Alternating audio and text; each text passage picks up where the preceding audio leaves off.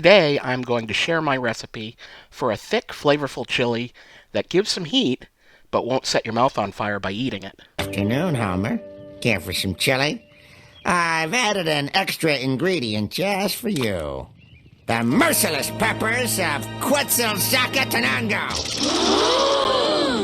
grown deep in the jungle primeval by the inmates of a Guatemalan insane asylum.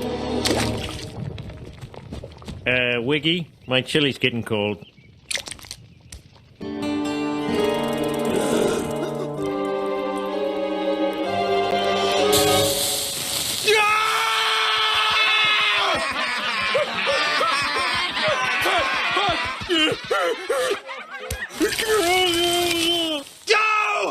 Chili is a great comfort food that can stand alone as a meal or be added to other foods to spice them up. Like, for example, hot dogs are even better when you add chili.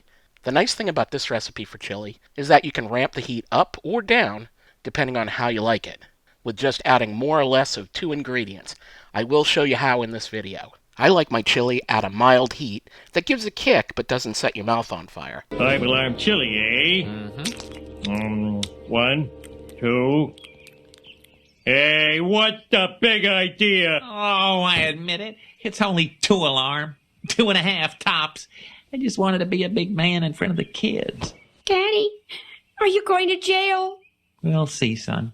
I find that when chili is very spicy, it can wipe out the flavors of the other ingredients. For those of you who grade your chili on how spicy it is, just follow the instructions in the video for kicking the heat up in this chili.